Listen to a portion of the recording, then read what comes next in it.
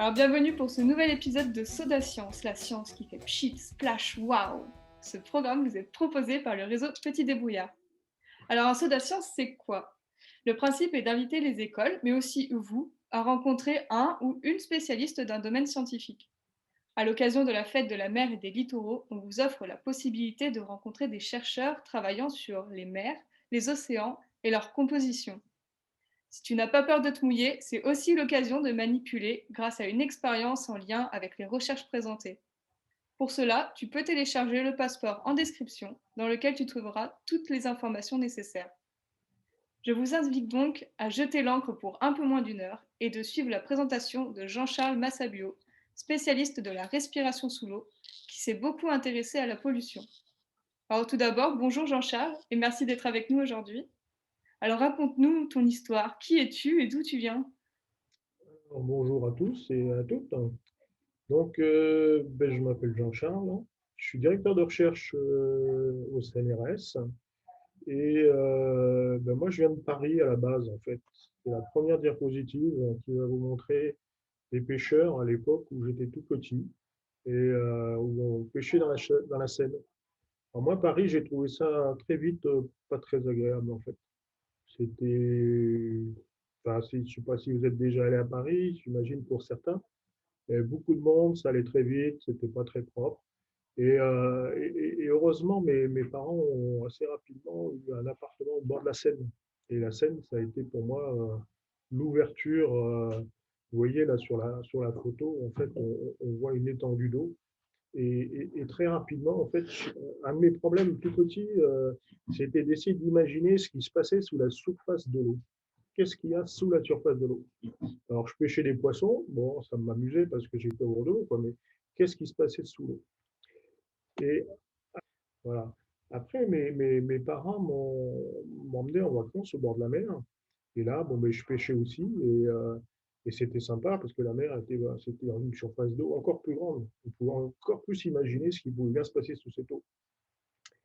Et la diapositive suivante, attends pas encore celle-là. Et attends, tu peux remonter parce qu'on a des soucis pour te dire toute la vérité, hein, on a des soucis d'informatique actuellement. Donc, c'est pas moi qui passe les diapositives. Voilà, celle-là. Donc, on m'a emmené au bord de la mer. Donc, ça, c'était drôlement bien. Et puis, mais j'allais pêcher aussi dans les lacs. Et puis, la télévision est arrivée. Alors, vous êtes né avec la télé dans la. C'est diapositive suivante. Vous êtes né avec la télé dans l'appartement ou dans la maison. Moi, je me rappelle très bien le jour où mon papa a ramené une télévision à la maison, dans l'appartement. Et donc, il y avait des tas de choses, mais en particulier, il y avait des émissions sous la mer. Ça s'appelait Le Monde du Silence. Et c'était avec Jacques Cousteau. Je ne sais pas si vous connaissez ce nom. C'est un monsieur qui a beaucoup fait, en fait, pour nous parler de la mer. Et alors là, je me suis dit, waouh, il y a des gens qui vivent comme ça doit être drôlement sympa, ça. Et ça, j'aimerais bien, au lieu d'être à Paris, j'aimerais bien passer mon temps sous l'eau. Et la diapositive suivante, en fait, vous montre où je suis aujourd'hui et d'où je vous parle. Voilà. Aujourd'hui, il y aura une petite flèche qui va apparaître, une flèche jaune qui va apparaître. Ben aujourd'hui, ma fenêtre, elle est là. La fenêtre, elle est là, et pendant que je vous parle, en fait, je vois le bassin d'Arcachon. Et ça change tout. Ça change tout par rapport à Paris. Ça. Donc, je travaille, diapositive suivante, depuis le tout début, sur une question qui peut paraître assez simple, mais qui est en fait très compliquée. C'est comment est-ce qu'on respire dans l'eau quand on est un animal aquatique? Alors, moi, j'avais fait de la plongée très vite hein, quand j'étais étudiant. Bon, vous avez sans doute joué dans l'eau avec un tuba, et bon, vous avez vu qu'on peut respirer avec un tuyau. Mais comment est-ce qu'on respire quand on n'a pas de tuba, pas de bouteille, et qu'on a un poisson, un crabe ou une moule? Ça, c'était une question qui me turlupinait, sur laquelle j'avais envie de travailler. Puis le CNRS m'a laissé travailler là-dessus. Alors, au tout début, en fait, je voulais pas. Bon, on avait déjà des problèmes de pollution à l'époque, mais tout début, je voulais pas m'occuper de ça. J'en avais trop la tête, ça me foutait le cafard.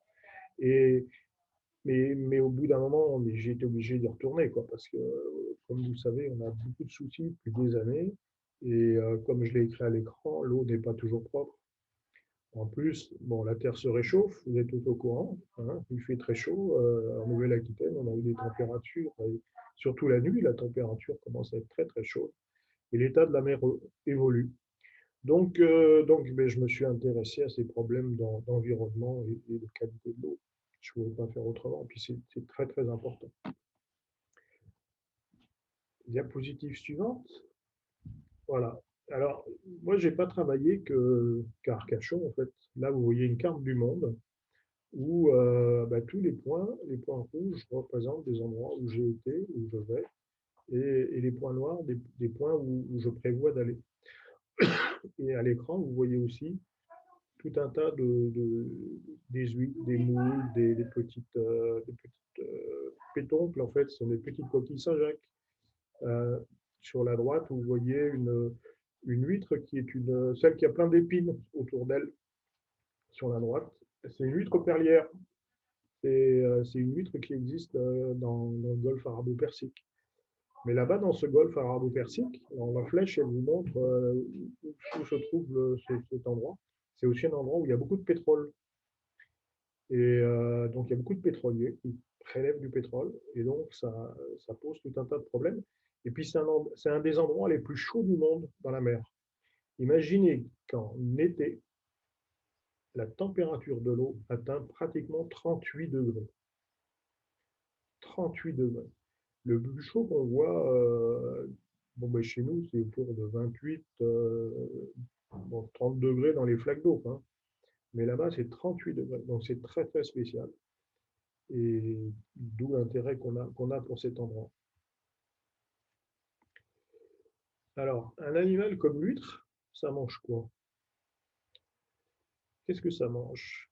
Ça mange bah, du plancton, végétal et animal. En fait, pour moi, l'huître, des fois, je me dis que c'est un peu comme une vache.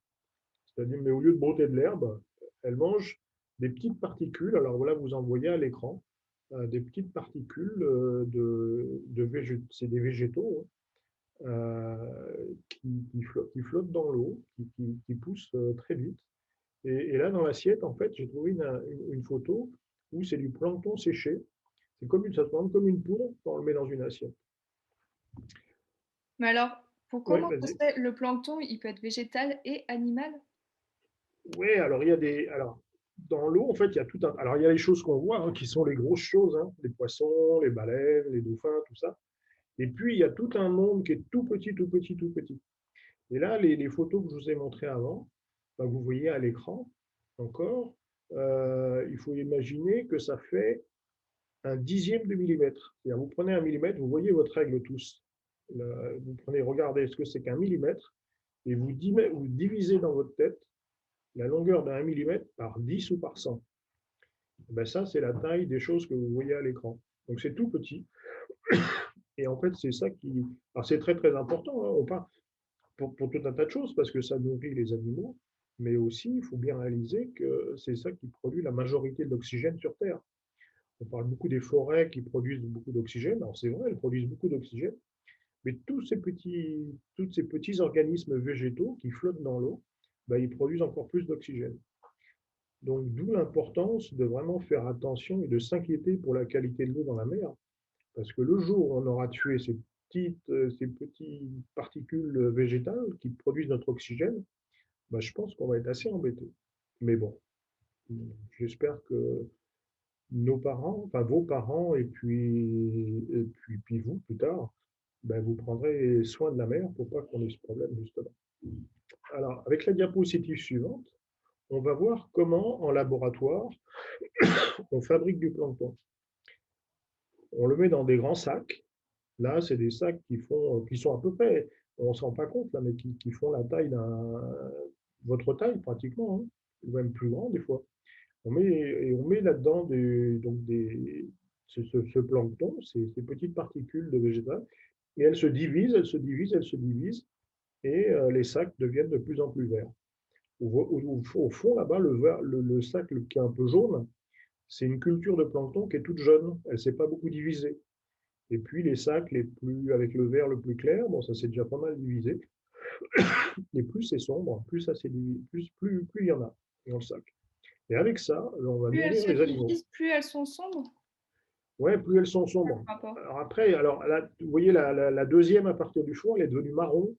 C'est sans doute parce que là, il y en avait trop. Et quand il y en a trop, en fait, elles meurent. Donc, mais si on part du sac du fond, c'est une culture très jeune, une culture qui est trop vieille, le sac marron.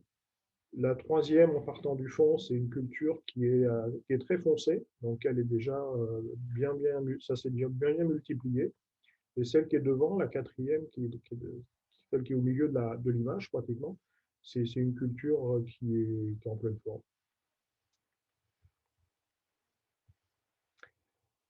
Alors, une huître ou une moule, comment ça mange et comment ça respire? Alors, la première des choses, c'est qu'elle doit être ouverte. Quand une moule elle est fermée, ben, elle ne peut pas manger, elle ne peut pas respirer. Deuxième des choses, c'est qu'elle doit pomper de l'eau sur ses branchies. Pour ça, elle doit aspirer de l'eau. Et si on regarde cette photo qui peut-être vous rappelle quelque chose, ben, vous voyez que l'eau, j'ai fait des flèches bleu clair. L'eau, elle rentre par ici, par ce trou là, où il y a des espèces de, on dirait qu'il y a des petits poils qui sont en fait des petits poils qui permettent à l'animal de ne pas avaler des gros morceaux. Et, parce que dès qu'il sent qu'il y a des gros morceaux, pour ne pas s'étouffer, hop, il se ferme. Et voilà, et ça sort par le fond. Diapositive suivante. Alors maintenant, vous allez imaginer que vous êtes une particule de plancton et on va pénétrer dans un animal comme ça. Fermez pas les yeux, laissez-vous guider.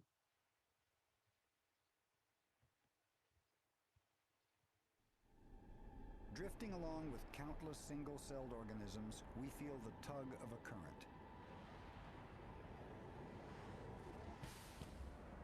In the wonderland within, this sponge's cells all work for the common good. Alors il parle en anglais, mais c'est pas très grave, hein. C'est les images qu'il faut regarder. As the current draws us on, we pass sponge cells that are making new spicules.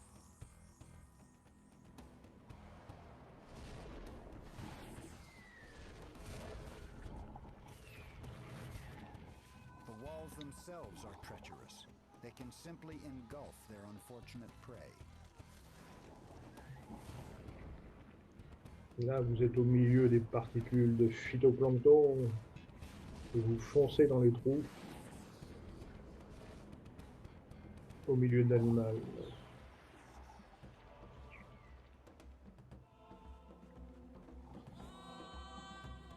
As we are drawn through ever narrower passages, the current slows until we burst into one of the Alors sponge's ici, il y a des cils qui vont vous attraper. hearts. Et c'est à partir de ces cils que l'animal va manger, en fait. Les petits cils vont amener des petites bouches. Ah, il y en a qui se sont échappés.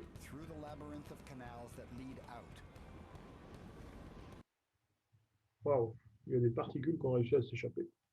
Mais alors, j'ai pas tout compris. Ça rentre par le trou que tu nous as montré où il y avait les cils, vers la bouche un peu de l'huître, c'est ça? Voilà, sur les branchies, il y a des petits cils.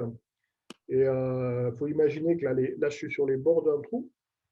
On appelle ça des ostiums, mais bon, c'est un mot compliqué. Et à l'intérieur, il y a des petits cils, et ces petits cils, en fait, ils font ce mouvement-là. Et en faisant ça, en fait, ils avalent de l'eau. Et il y a des milliers et des milliers de petits cils et de petites bouches comme ça qui font ce mouvement-là, ce qui fait qu'il y a pas mal d'eau qui peut circuler à l'intérieur de l'animal. Alors ça, c'est la manière dont l'eau circule à l'intérieur de l'animal. Et l'autre chose que l'animal peut faire, c'est faire aller et venir l'eau pour la goûter. Vous avez déjà mis vos mains, vous mettrez ce soir éventuellement, vous l'avez déjà fait, vos mains dans un évier. Quand vous faites ce mouvement-là, il y a de l'eau qui vient entre vos mains. Et si vous faites le mouvement dans l'autre sens, l'eau qui était entre vos mains, elle s'en va. Et ça, en fait, pour l'animal, c'est une manière de renifler l'eau. Vous avez déjà vu un chien quand il renifle. Il va sentir, il va essayer de respirer à droite à gauche pour sentir les odeurs. Eh ben, une moule ou une huître, si elle veut sentir les odeurs qu'il y a dans l'eau, elle fait des mouvements comme ça. Et plus elle fait des mouvements comme ça, en fait, plus elle renifle. Hein, quand un chien il est inquiet ou il a repéré quelque chose qui est vraiment très bon, hein, qui a l'air sympa à manger, ben, il va se mettre à renifler beaucoup plus. Bon, ben, la moule, lui, elle va faire pareil. Mais si elle est inquiète, c'est pareil. Si c'est une mauvaise odeur, elle va aussi s'agiter. Voilà. Voilà, on passe sur la diapositive suivante maintenant. Encore. Et c'est là qu'on va arriver à nos problèmes de pollution. Mais alors, c'est quoi le lien entre la pollution et les huîtres? Alors, le lien entre la pollution et les huîtres, il remonte à très longtemps. Il remonte en fait à un monsieur qui s'appelle Paracels. C'est ce que j'ai écrit en haut là. C'est le père de la toxicologie, c'est-à-dire l'étude des produits toxiques. Ce monsieur, il a vécu il y a à peu près 500 ans. Et ce monsieur, qu'est-ce qu'il a dit? Il a dit en fait, et c'est toujours vrai, hein, c'est que tout est du poison. Toutes les choses sont poison. Seule la dose fait qu'une chose fait, seule la dose fait qu'une chose est ou n'est pas poison. Et là, ce qu'on va regarder maintenant, c'est comment est-ce que les huîtres peuvent nous apprendre et goûter pour nous l'eau pour nous dire s'il y a un poison ou s'il n'y a pas de poison. Alors, on parle de différents niveaux de toxicité. Euh, donc, la toxicité, on dit qu'elle est aiguë s'il y a une mort rapide. Par exemple, on met un produit qui est à très forte concentration dans l'eau, qui est très toxique, et là, on va tuer les poissons, on va tuer les moules.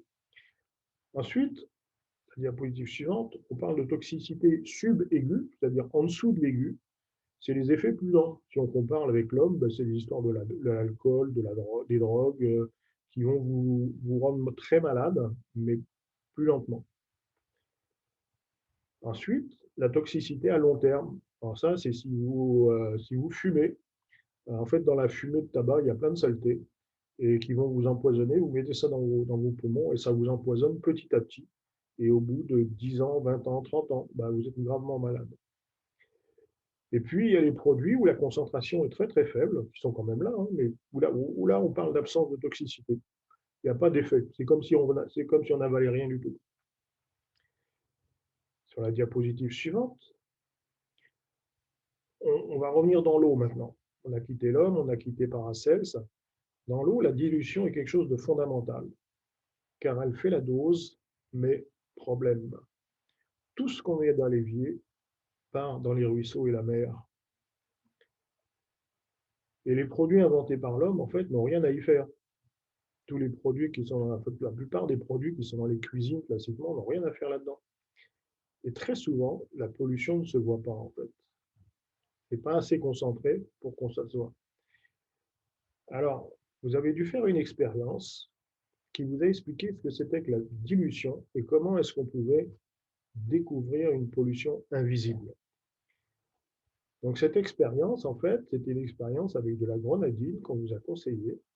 Et le but, c'était montrer qu'en diluant un produit comme la grenadine, il peut devenir invisible. Mais en le goûtant, on peut toujours savoir qu'il était là. Alors avec les maîtresses, vous avez dû faire une expérience, sinon vous la ferez après. Au début, on prend un verre, on met beaucoup de grenadine, on met de l'eau, on voit bien que c'est rouge. Et puis on verse la moitié de ce verre dans un autre verre, on rajoute de l'eau et c'est moins rouge, et ainsi de suite. Mais à la fin, on voit plus que c'est rouge, mais on sent toujours que c'est de la grenadine. Et en faisant cette expérience, vous êtes devenus des capteurs comme des mollusques, comme des huîtres, comme des moules, capables de révéler la présence de grenadine à une concentration qui est suffisante pour être détectée par le goût, mais pas suffisante pour être vue. Et vous vous êtes donc transformé en biocapteur de l'invisible, et c'est exactement nous ce qu'on fait avec nos animaux aquatiques, nos huîtres. Mais un capteur, c'est pas quelque chose d'électronique? Oh, c'est pas obligatoirement quelque chose d'électronique. Les chiens qu'on utilise pour sentir, par exemple, quand il y a une avalanche, s'il y a quelqu'un qui est pris sous la neige, on ne va pas chercher un bidule électronique, on va chercher un chien et on lui fait renifler et il va sentir là où il y a quelqu'un aller sortir de la neige.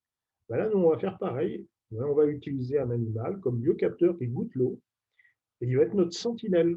Il va nous informer par son comportement sur la qualité de l'eau. Alors, Qui choisir? Je ne sais pas, on va chercher. Il vaudrait mieux qu'il reste en place, hein. Si on prend un poisson ou un crabe, il va se balader, il va partir partout, hein. Ça serait bien s'il mangeait tout seul. Bon, ça tombe bien, les huîtres, on a vu qu'elles filtraient du phytoplancton en respirant l'eau. Donc ça, on n'a pas besoin d'aller les nourrir comme si on avait des poissons ou un chien ou un chat. Il faut qu'ils soient faciles à obtenir, ça aussi c'est très pratique. Donc des moules ou des huîtres, il y en a un peu partout, hein. Donc on va trouver ça partout dans le monde. Il faut qu'on puisse l'équiper sans lui faire de mal. Et pour ça, on va continuer à chercher, lire dans les bouquins. Ah, on retombe sur ce que je vous ai dit tout à l'heure. On va prendre des huîtres, des moules, et on va les équiper avec des petits aimants. Vous avez tous joué avec des aimants, hein. Vous savez que quand on les rapproche ou quand on les éloigne, on sent une force là. Bon, ben nous, on a développé une électronique qui permet, en suivant la distance entre les aimants, de savoir si les aimants sont proches ou pas proches. Donc ces animaux, les huîtres, les moules, elles goûtent de l'eau toute la journée. Et nous, on les connecte à Internet. On en fait des huîtres connectées. Voilà une photo d'huître connectée. Et la flèche, là, qui va apparaître à l'écran maintenant, elle vous montre l'emplacement des tout petits électroaimants qu'on fabrique. Et quand on fait varier la distance, quand l'animal tout seul fait varier la distance entre ces deux électroaimants, eh bien, nous, on enregistre ça et on va pouvoir savoir si elles sont fermées, si elles sont agitées, si elles sont calmes, si elles sont inquiètes. Sur la diapositive suivante, on voit une douzaine d'huîtres qui ont été mises dans une cage. Dans le tube en plastique, il y a de l'électronique, l'équivalent d'un petit ordinateur qui a été fait exprès. Et cet ordinateur, en fait, va nous permettre d'enregistrer la distance entre les électroaimants 10 fois par seconde, sans arrêt pendant des mois. On met la poche dans la positive suivante au fond de l'eau avec les huîtres. Et puis, diapositive suivante, voilà comment le système est monté. On a des huîtres connectées, donc, qui sont connectées via la téléphonie mobile ou une prise Ethernet, comme à la maison, qui vont envoyer leurs informations à Bordeaux, où on a des ordinateurs qui permettent d'analyser 10 paramètres par jour. On fait un bilan physiologique comme quand on va à l'hôpital, où les médecins ils regardent comment vous allez, et on sort un indicateur bilan, en fait, qui est une forme de... C'est un dessin. Et soit vert, tout va bien, soit orange, attention, soit rouge, halte là, gros problème. Alors, qu'est-ce qu'on voit? On voit si les animaux sont tranquilles, sont stressés, s'ils grandissent bien. Et un comportement normal, tranquille, je vais vous le montrer. Il y a peu d'agitation des valves, c'est la diapositive suivante. Ça ne bouge pas beaucoup. Là, notre huître, elle est heureuse. Maintenant, si la diapositive suivante, si l'animal est inquiet, stressé, hop, voilà. Voilà l'agitation. Vous voyez que c'est complètement différent. En fait, là, les valves bougent beaucoup. Diapositive suivante, vous avez entendu parler de réchauffement global. Encore, suivant. Voilà, ça, c'est un animal qui est très, très perturbé. Vous voyez, il s'agite beaucoup, il n'est pas à l'aise. En fait, ça, c'était des animaux qu'on a enregistrés quand la température n'est trop chaude pour eux.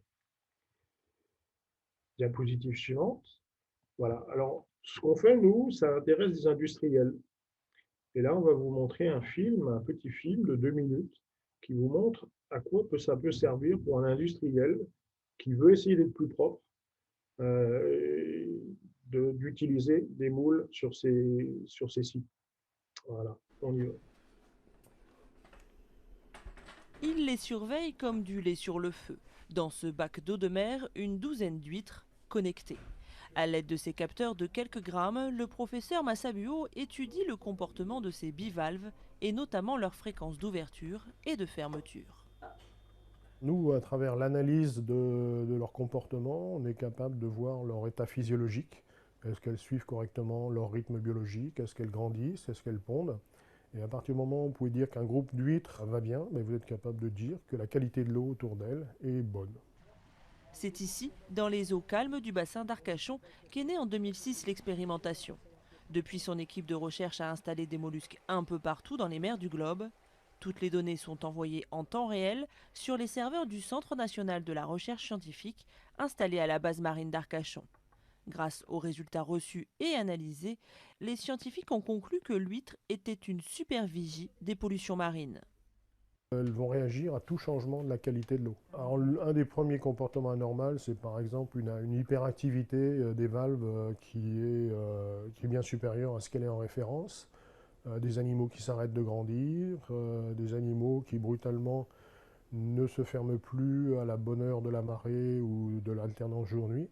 Cette découverte a convaincu le géant pétrolier Total de financer la recherche à hauteur d'1,7 million d'euros et d'installer des huîtres cobayes près de ses installations, notamment une plateforme pétrolière au large d'Abu Dhabi ou en mer de Barents. Ces mollusques bivalves sont beaucoup plus sensibles que les appareils qu'on utilise de chimie, de détection de chimie. Plus cette concentration augmente et plus les animaux restent fermés longtemps. Donc là, si vous voulez, la durée de fermeture anormale de ces animaux nous donne des informations sur la concentration de pétrole qui se trouve dans le milieu. À charge ensuite aux pétroliers de prendre les mesures adéquates pour juguler la fuite. Les huîtres représentent surtout une méthode peu coûteuse de détection à distance. Elles résistent à des eaux très froides ou très chaudes et peuvent être installées partout en milieu marin ou lacustre lorsque des installations d'hydrocarbures sont présentes.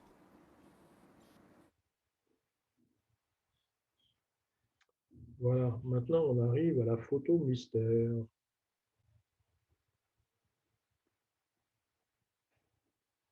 Donc merci de m'avoir écouté, c'était très sympa, même si je ne vous ai pas entendu, puis j'aurais bien aimé être avec vous. Mais travaillez bien, puis intéressez-vous à la science. Merci beaucoup, Jean-Charles. On va peut-être montrer la photo mystère et tu vas nous dire de quoi il s'agit. Voilà, la photo mystère, en fait, vous l'avez un peu vue. Alors dis-nous, qu'est-ce que c'est? Alors, J'imagine qu'il y a une histoire. c'est une moule d'eau douce, en fait. C'est une moule d'eau douce et vous voyez deux trous devant vous. Alors, c'est une moule qui est dans une eau. Bon, il y a des sédiments, hein, elle n'est pas sale, hein, mais elle est recouverte de vase qui est au fond de l'eau. Et au premier plan, un peu vers le bas, là, ce que vous voyez, c'est l'entrée d'eau. Et vous reconnaissez les petits poils, les petits tentacules que je vous avais montrés tout à l'heure, qui permettent à l'animal de sentir quand il y a un bout un peu gros qui veut rentrer.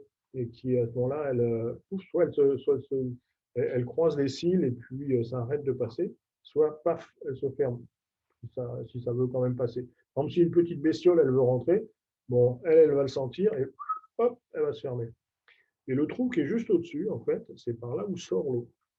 C'est par là, quand on a regardé le film ensemble sur le parcours du plancton à travers les animaux, c'est par là que ça sort. Voilà, c'était ça la photo mystère.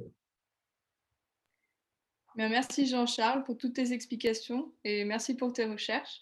Nous arrivons à la fin de cet épisode, mais comme tu l'as dit Jean-Charles, continuez à vous intéresser aux sciences.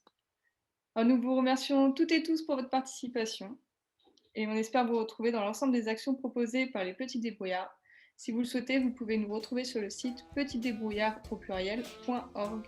Et si vous voulez étudier le sujet plus en profondeur, vous retrouverez l'ensemble des Sciences sur notre chaîne YouTube.